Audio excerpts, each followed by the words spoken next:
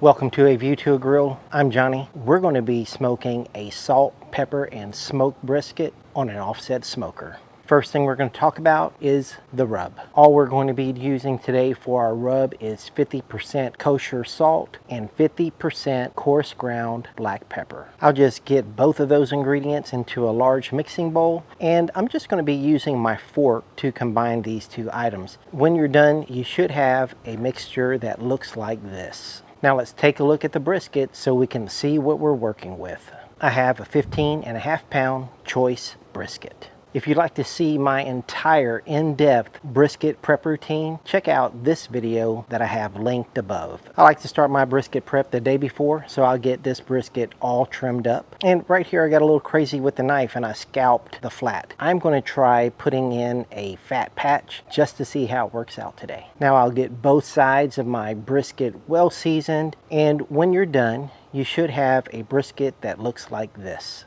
Now the butcher did leave a couple of nicks on my brisket, but I don't think that's going to cause us any problems. Now I'll just get my seasoned brisket into the refrigerator where it's going to set up overnight. So this is my first video on my channel with an offset smoker. Even though I've had this offset smoker for over 15 years now, I just never used it on my channel because I really wanted to focus on beginners.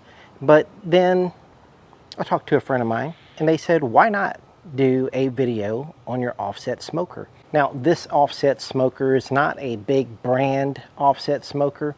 This is a smoker made for me by my dad. Here's my dad. He is 80 years old, and he still builds grills and offset smoker to this day. Now, this one is my offset smoker, and I call it the backwards Texas because my dad made a mistake and put the Texas on backwards, and I didn't let him fix it. Now, here's one that he's currently making right now for a cousin of mine. Basically the same plan as mine, except the door is going to be a little bit bigger. And when I visited him this day, he was just releasing the door. He uses 1/4-inch steel pipe, and check out these cut marks. The old man still has a pretty steady hand, and for an 80-year-old, his beads still look pretty good. And here's a full shot of the offset he's making right now, and I'm thinking it's looking pretty good on those casters. And now it is 5 a.m. the next morning. First thing I'm going to do is get the brisket out of the refrigerator and put it onto the counter while I get the fire started. Now, since I have light inside, I'm going to go ahead and put in the internal thermometer probe at this time. Now I get the lit charcoal into my firebox. All I have to do now is start off with a couple of splits of oak. It is now 5:47 and our fire is ready, and now it's time to get the brisket on. Now I'll just get the brisket on the smokestack side of the offset. So far so good. Our fire is looking good, our temperature is looking good. Now it is 6:30 and we're at 295. Not going to worry about that. Our floor temperature is going to be 270 degrees. Judging by the backwards Texas, our smoke is looking good too. I'm going to be parked in this chair just watching the smoke, making sure our temperature is right. Me and my little ant friend, we're going to have some coffee. My method of fire management, temperature control, is easy. When I see the temperature fall below my floor, which is 270, I add a split, close the door. It is that easy. Now our temperature is below the floor again, and we're about 2.5 hours in. And now we're going to start spritzing our brisket.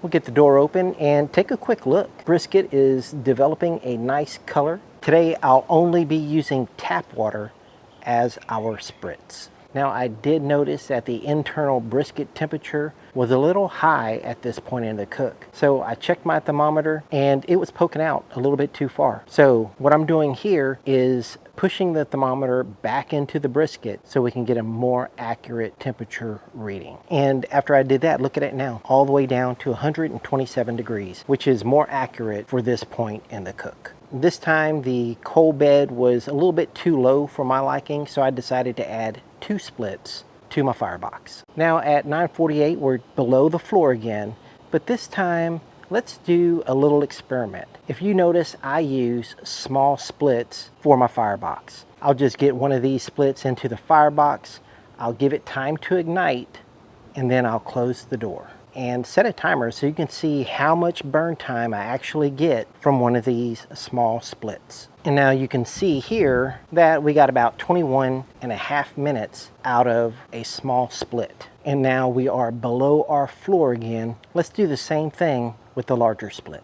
This time I'm going to get a large split. I'll get that into the firebox, wait for it to ignite, and close the door. Now our timer is going, and we're going to see how much burn time we get from a large split of wood. And here's one thing I want you to notice, and I guess understand why I use the smaller splits of wood. Look how hot the temperature got. About 3 minutes and 42 seconds in, our high temperature is already 320 degrees. Now that's a larger split of wood. It's going to generate more heat. And at 10:28, we're still over 300 degrees, down to 305 degrees. And then finally at 27.5 minutes, we've dropped back below our floor. And now that's what the difference is between me using a small split and me using a large split. And now we're back below our floor. And I'm going to add another log. Our routine until now, until it's time to wrap, would be when we fall below our floor of 270, we'll add a log. Every other log will spritz. And that's what we're going to do until we wrap our brisket. Now it is 12:50 and we are sitting at 163 degrees of internal temperature. Now while we set up our wrapping station, the brisket's going to cook just a little bit more, and by the time we're done we should be at about 165, give or take a degree. And now at 106 we're at an internal temperature of 164 degrees. Close enough. Let's get the brisket out of the pit and onto our wrapping station. Now we'll take a quick look at the bark. This brisket's looking fantastic. Even our little patch is holding up. I'll get the brisket wrapped, making sure I tuck in both ends. At this point, I like to spray the butcher's paper with just a little water, just until the fat starts rendering and gets the wrapper paper saturated with brisket fat. And we'll get the brisket back onto the pit, close the door, and at this point, it's just about fire management. Now I'll get another log in, close the door, and I haven't shown you guys my finished backyard. This is just my own little oasis in all of this world of craziness. This is my sanctuary. Now, let's head on over to the bar and get refreshed. Today, this video is sponsored by Shaker and Spoon. Shaker and Spoon is for anybody who loves cocktails and wants to serve up craft drinks at your next party or barbecue. Now, Shaker and Spoon is a subscription service that will deliver quality, hard-to-find ingredients for awesome cocktails right to your front door. If you're interested in this for yourself, check out the description below where you'll see a link to Shaker and Spoon and my discount code VTAG that you can use for your own subscription and get $20 off. Let me quickly show you what's in the box. Now I got the Añejo Let's Go box. What comes with that? 4 limes, a variety of craft syrups, coconut water, sparkling grapefruit soda, and a variety of bitters and citrus oils. You'll also find some documentation about the box, and you'll find 3 recipes. Today we're going to be focusing on the feather billet recipe. Now to make the first part of this drink, you're going to need 1.5 ounces of tequila añejo, 3/4 ounce of rose syrup, 3/4 ounce of lime juice, 1 dash of chocolate mole bitters. Now we'll get all of these ingredients into my shaker along with some ice. We'll get the lid closed and shake this until everything is ice cold. And then just double strain into my ice-filled glass. Now I'll use 1.5 ounces of sparkling grapefruit soda and pour that right down the handle of my spoon. And there you have it, the feather billet. Now that looks like summertime in a glass. Looks good. Cheers.